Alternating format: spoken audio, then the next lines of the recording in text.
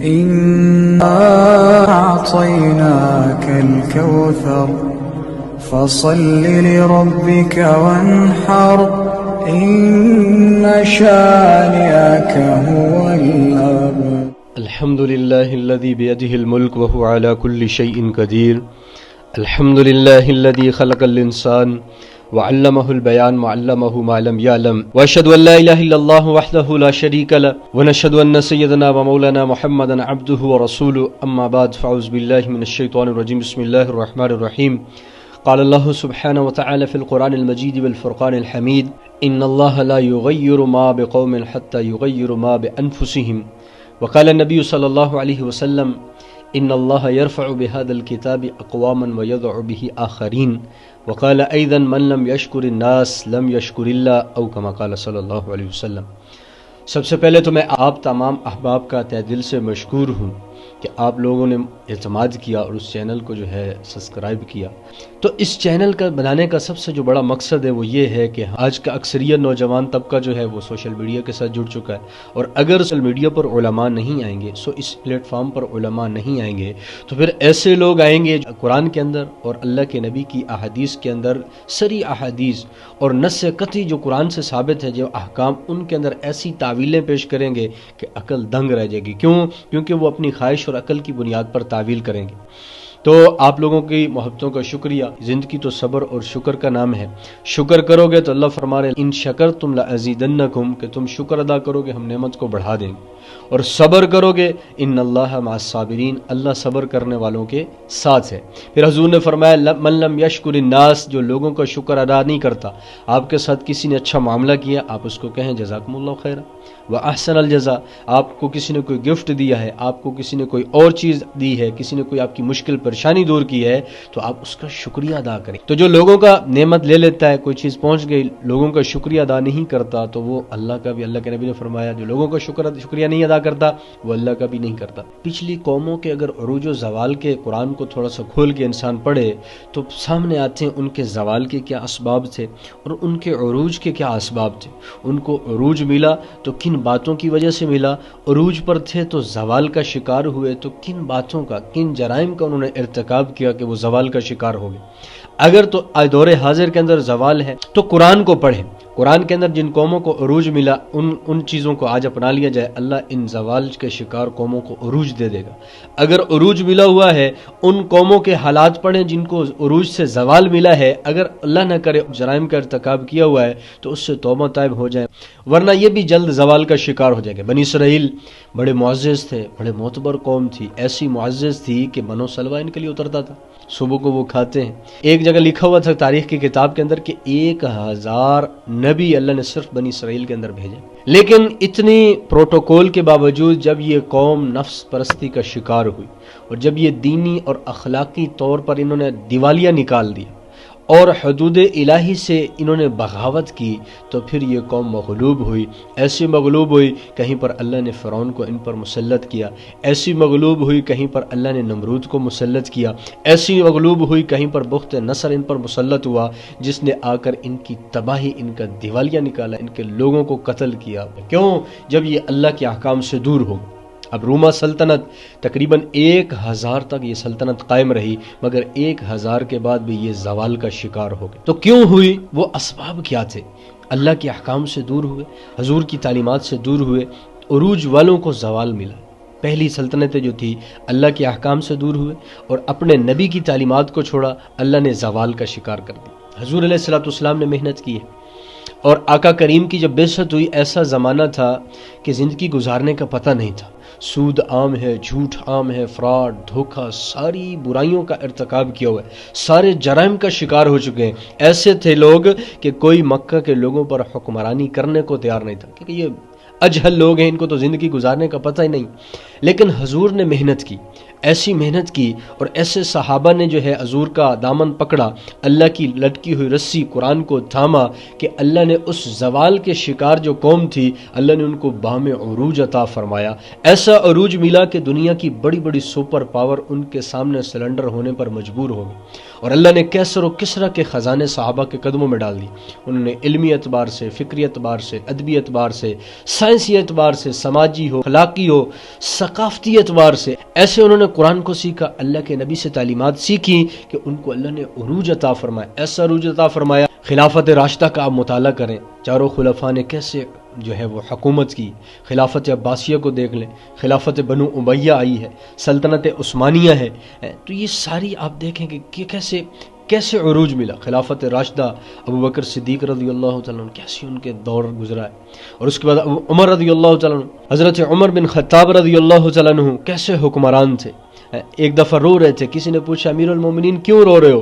کہا فلاں علاقے میں نے نہر کے اوپر پل بنوائی تھی، اس کے اوپر ایک سوراخ تھا، بکریوں کا ریوڑ گزر رہا تھا، تو ایک بکری کا پاؤں اس سوراخ کے اندر ایسا اٹکا کہ وہ ٹوٹ گیا، رو رہا ہوں کل قیامت والے دن عمر سے پوچھا گیا تو عمر کیا جواب دے گا؟ پھر کہیں پر رو رہے ہیں امیر المومنین کیوں رو رہے ہیں؟ اگر فرات کے کنارے کتا بھی مر گیا تو میں عمر سے پوچھوں گی۔ ایسے حکمران تھے، ان کو پتہ تھا قرآن، ان کو پتہ تھا اللہ کے نبی کی تعلیمات، وہ اوڑھنا بچھونا انہوں نے بنایا ہوا تھا قرآن کو اور اللہ کے نبی کی زندگی کو۔ قرآن کے اندر اللہ نے پہلی امتوں کے جا بجا عروج و زوال کے واقعات صراحت سے بیان کیے ہوئے، اور اللہ بار بار فرما رہے فاعتبروا یا اولی الابصار، عبرت لو اس سے۔ قوم سمود کو دیکھو کیا حشر کیا جب نافرمان ہوئے، قوم عاد کو دیکھو کیسی طاقت والی تھی کہ 60 ہاتھ لمبے 20 ہاتھ چوڑے درخت کو ایسے اکھاڑتے جیسے گاجر یا مولی زمین سے نکالی جاتی، پہاڑ کو دیکھتے اچھا لگتا اسی میں گھر تراش کر بنا دیتے۔ ایسی طاقتور قوم 300 سال بعد بالغ ہو رہی، دانت نہیں ٹوٹتا، سر میں درد نہیں ہوتا، ایسی طاقت والی قوم، لیکن اللہ نے ہمیشہ کے لیے عبرت کا نشان بنایا۔ کیوں؟ من اشد منا قوہ، طاقت کے نشے میں چلے۔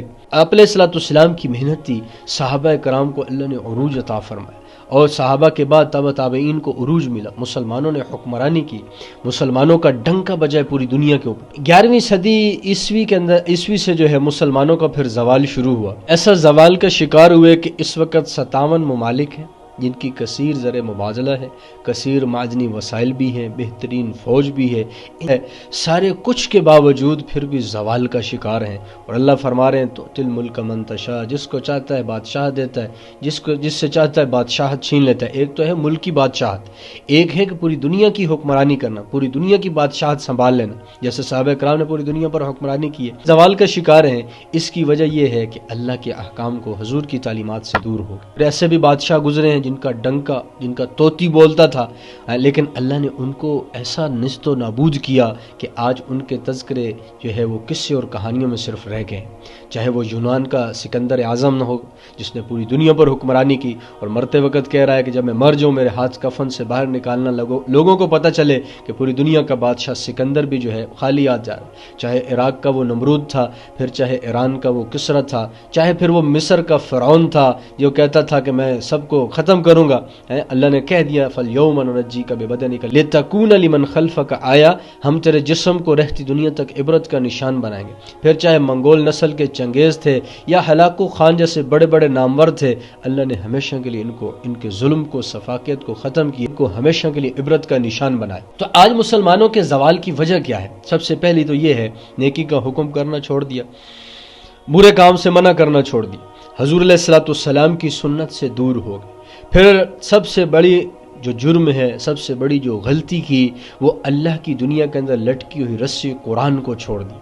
جب قرآن کو چھوڑا، اللہ کے نبی کی تعلیمات کو چھوڑا، بدعات کے اندر رسومات کا ایسا شکار ہوئے کہ اسی کو اب دین سمجھ کر بیٹھے ہوں۔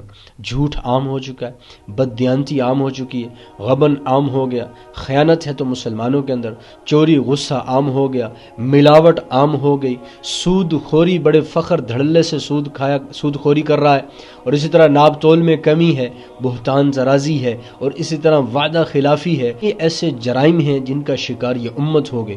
پھر قبر پرستی عام ہو گئے، پھر رسومات کا شکار ہو گئے۔ ان سارے جرائم کے شکار اس وجہ سے ہوئے کہ اللہ کے حکموں سے، اللہ کی رسی قرآن سے، اللہ کے نبی کی تعلیمات سے، صحابہ کی زندگی سے، انبیاء کی زندگی، سلف صالحین کی طرز زندگی نظروں سے اوجھل ہوئی، تو یہ ساری چیزیں امت کے اندر بھر گئے۔ اللہ خود قرآن میں فرما رہے ہیں ان اللہ لا یغیر ما بقوم، کسی قوم کو اللہ نہیں بدلتے، حتی یغیر ما بانفسہم، جب تک کہ وہ اپنی ذات کو بدلنے کا عزم نہیں کرتے، ارادہ نہیں کرتے۔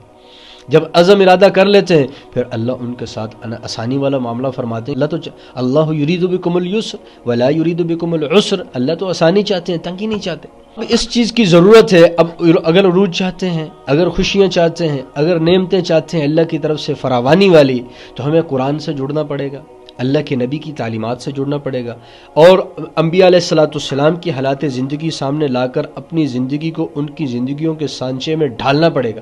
صحابہ کا طرز زندگی ہمارے سامنے ہو، سلف صالحین اولیاء نے زندگی کیسے گزاری، ان کے حالات زندگی کیا ہے، جنہوں نے اسلام قبول کیا ان پر ان کو کیا تکالیف جھیلنا پڑی، اور جنہوں نے پھر ہجرت کی ان کو کن مشکلات کا سامنا کرنا پڑا، زندگی کیسے گزاری، کن مشقتوں کو جھیل کر جو ہے صبر کا دامن تھامے رکھا، اللہ کی رسی کو مضبوطی سے پکڑے رکھا، آقا کی تعلیمات کے ساتھ چمٹے رہے، موت کے وقت کہہ رہے ہیں فزت ورب الکعبہ، میں تو رب کعبہ کی قسم کامیاب ہو گیا۔ اللہ کے نبی علیہ السلام فرما رہے ہیں ان اللہ یرفع بہذا الکتاب اقواما، اس کتاب کے ذریعے کتنی ایسی قومیں ہیں جن کو اللہ عروج دیتا ہے، اور کتنے ایسی قومیں ہیں عروج پر ہیں، اس کتاب کو چھوڑتے ہیں زوال ملتا ہے۔